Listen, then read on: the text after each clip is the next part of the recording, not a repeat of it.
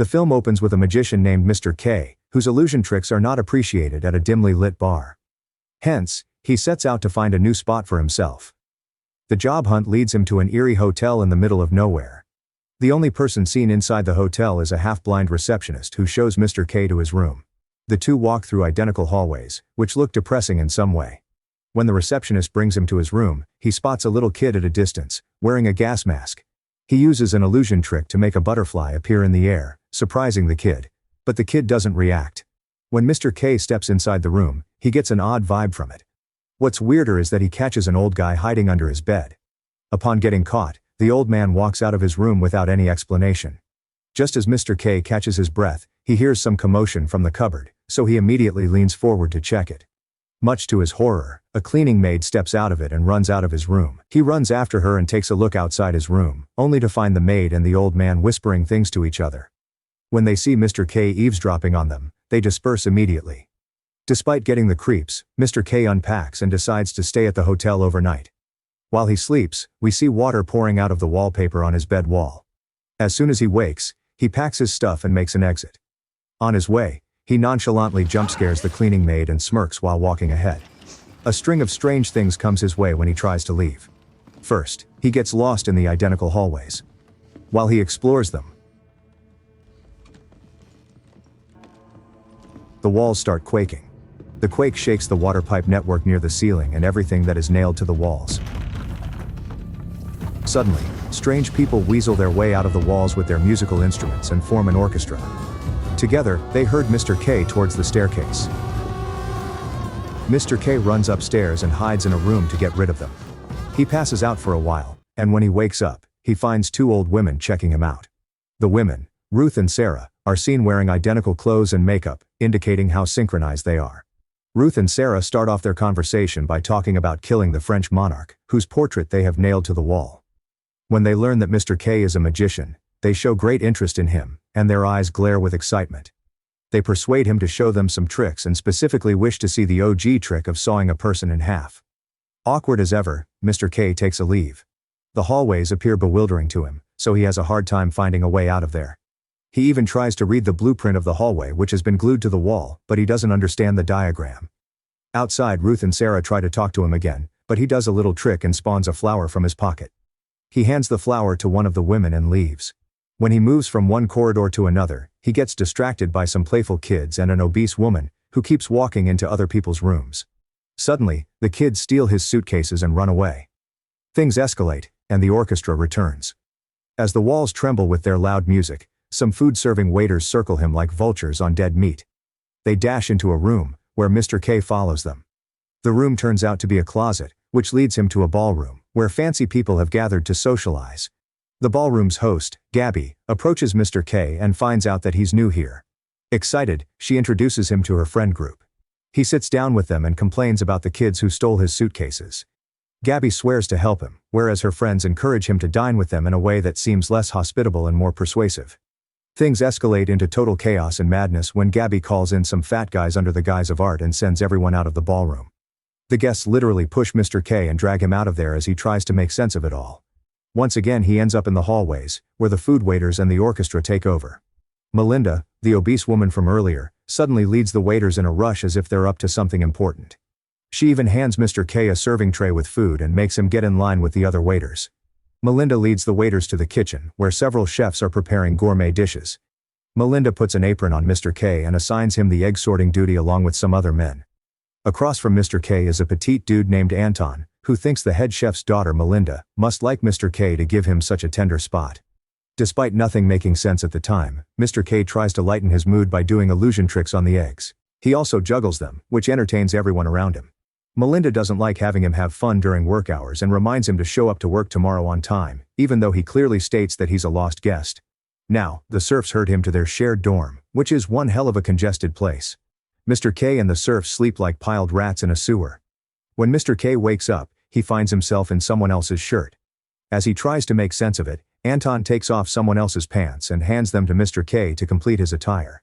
Anton and Mr. K head to the kitchen early, where Anton gobbles up some leftover food from the night. Mr. K decides to make some progress by finding the hotel's management, but Melinda throws herself at him. She drags him to the pantry, where the two bang each other against the shelves and flour sacks in a playful manner, suggesting that they're doing the deed.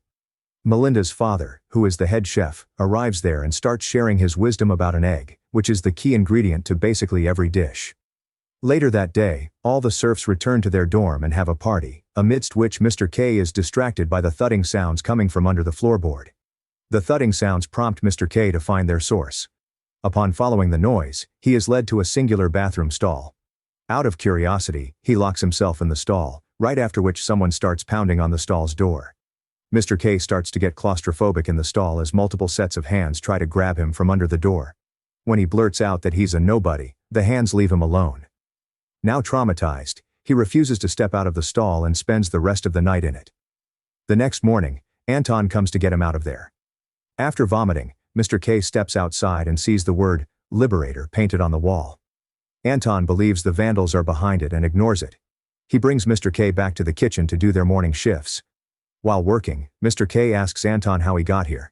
Anton confesses that he's been here for the past 7 years and can't seem to recall if he's ever been let out during these years. Suddenly Mr. K catches a glimpse of the receptionist.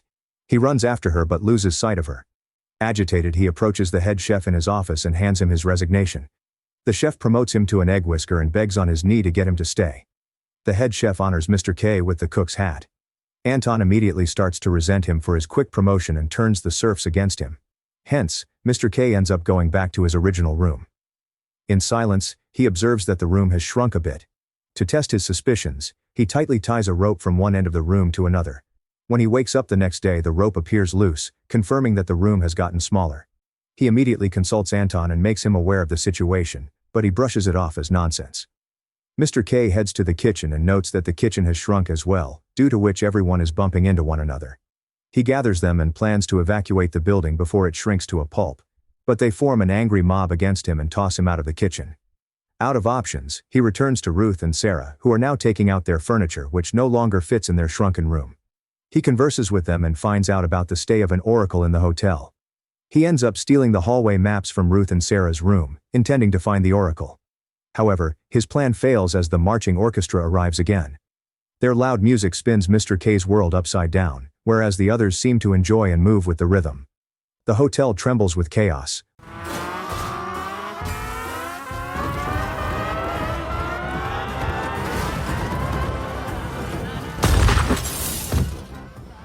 Windows breaking as Mr. K looks out into the brick courtyard.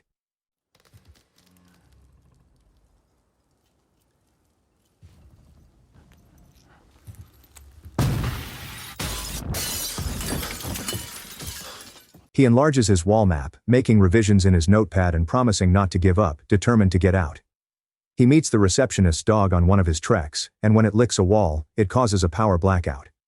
Mr. K sees the elderly man on his first day in the dark.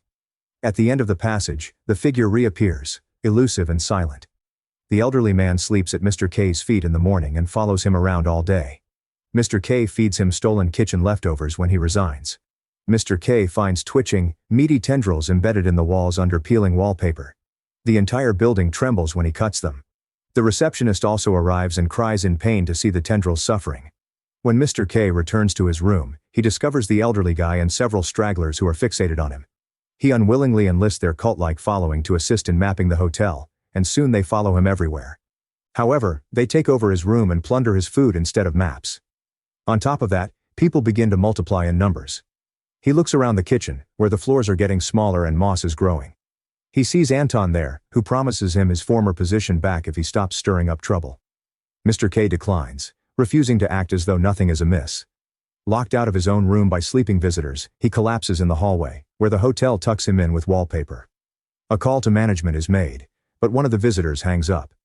Mr. K becomes furious and accuses them of sabotage. The mob turns against him, accusing him of giving them false hope that they will flee. His chalk maps are soon erased by followers. Angry, he uses broom strokes and profanity to chase them away while gathering remnants of his shattered scheme. Things fly out of windows, crowds fight, and even his ceiling light unscrews and crashes. The sister women offer coffee and caution him that not all exits are the same from above. Mr. K hides in a room while being pursued by a vengeful mob. He finds what appears to be a gigantic intestine-like passage while rummaging through furniture. Despite the sister's warning that it leads into the unknown, he crawls in. There, he finds the oracle, a live thing that pulses beyond a membrane. The guests swarm the tunnel, trampling on its flesh. Mr. K cuts the cord that connects the oracle to the hotel. As the oracle pulls him out of the darkness, the film ends. Thanks for watching. Please don't forget to like and subscribe for more awesome recaps.